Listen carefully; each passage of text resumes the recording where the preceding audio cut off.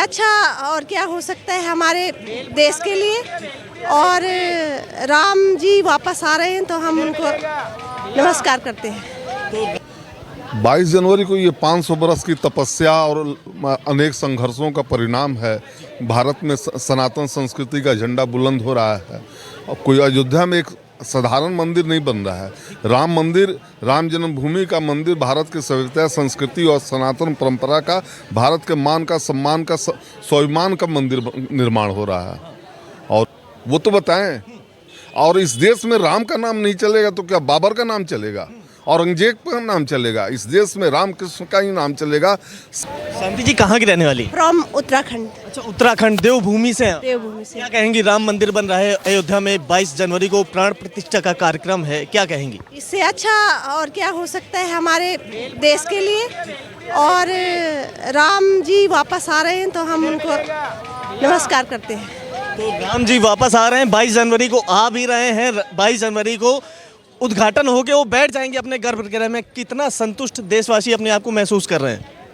संतुष्ट तो करना ही पड़ेगा, सभी संतुष्ट हैं।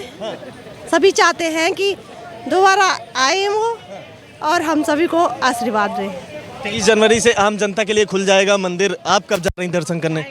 हम भी जाएंगे अगले महीने जाएंगे। हाँ, अभी प्रधान जी का मना कर रखा है ना, मोदी जी का मना कर रखा है अभी कि अभी मत आना पब्लिक, और अभी मत आना अगले महीने।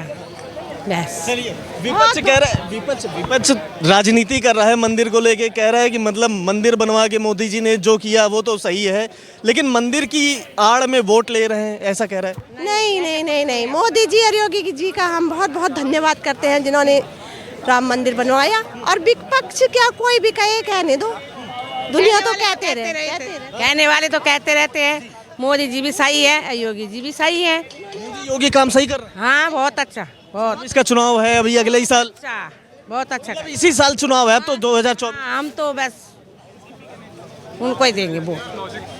मल्लिकार्जुन खड़गे कह रहे हैं कि प्रधानमंत्री मोदी केवल फोटो खिंचवाने जाते हैं, काम नहीं कर रहे हैं। उसको बोलने दो, वो तो बोलते रहते हैं, ऐसे तो बोलते रहते हैं। बोलने वाले बोलेंगे, करने वाले तो करेंगे, वोट देने वाले देंगे।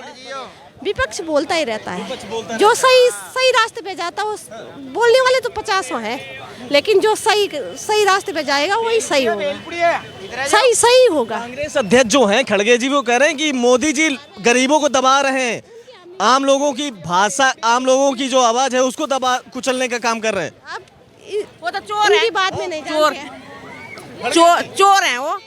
हाँ, चोर कहाँ से?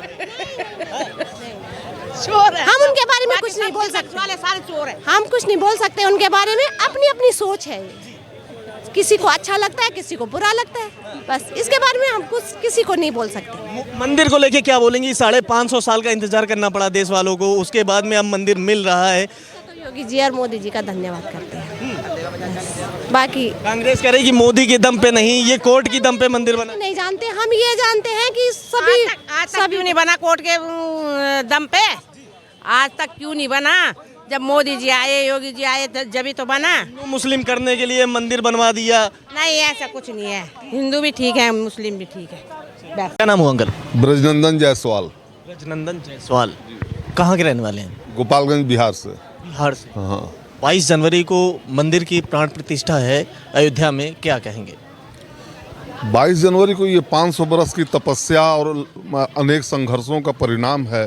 भारत में सनातन संस्कृति का झंडा बुलंद हो रहा है। और कोई अयोध्या में एक साधारण मंदिर नहीं बन रहा है। राम मंदिर, राम जन्मभूमि का मंदिर भारत की सभ्यता, संस्कृति और सनातन परंपरा का, भारत के मान का, सम्मान का, स्वाभिमान का मंदिर निर्माण हो रहा है। और बहुत प्रसन्नता है, बहुत खुशी है। 22 जनवरी को फिलहाल मतलब जो 550 साल का इंतजार था वो तो खत्म होने जा रहा है। देश की जनता को गुमराह कर रहे हैं मोदी जी, राहुल जी ऐसा कह रहे हैं। अब राहुल जी क्या कहते हैं, ये राहुल जी ही समझते हैं। इस देश का जनमानस नहीं समझता है। राहुल जी की बात अगर इस देश का जनमानस समझता तो आज वो सत्ता में होते।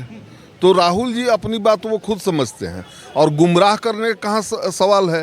राम जन्मभूमि का आंदोलन समय समय पर विभिन्न जो हिंदू नेता थे, सनातन नेता थे, उनके नेतृत्व में हुआ, साधुओं के नेतृत्व में हुआ, कभी सिखों के नेतृत्व में हुआ, और विश्व हिंदू परिषद का आह्वान पे हुआ।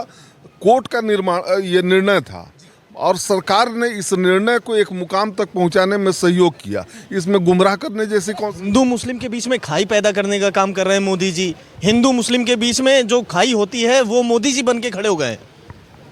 देखिए, देश को आज़ाद हुए 70-75 साल हो गए, है ना, और मोदी जी पिछले 9 साल से हैं। अगर कोई खाई है तो इस खाई का जिम्मेवार वो है जो ज़्यादा दिन सत्ता में था, ना कि मोदी जी। मोदी जी ने तो नारा दिया है कि सबका साथ, सबका विकास, सबका विश्वास। तो इसमें खाई की कहाँ बात है? उन्होंने कभी नहीं कहा कि हम देश के हिंदुओं का विकास करना चाहते हैं। उनका हर स्टेटमेंट में आता है कि मैं देश के 140 करोड़ लोगों की बात करते हैं। तो ये तो राहुल जी को बताना चाहिए कैसे वो खाई का निर्माण कर रहे हैं।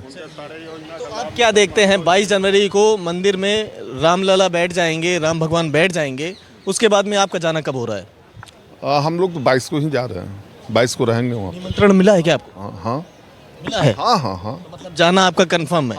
हाँ। अच्छा, तो ये बताइए, कांग्रेस जो है वो कह रही कि राम भगवान जो हैं इनको राजनीति का केंद्र बना दिया है मोदी जी ने, राजनीति करके वोट ले रहे हैं राम भगवान के नाम पे।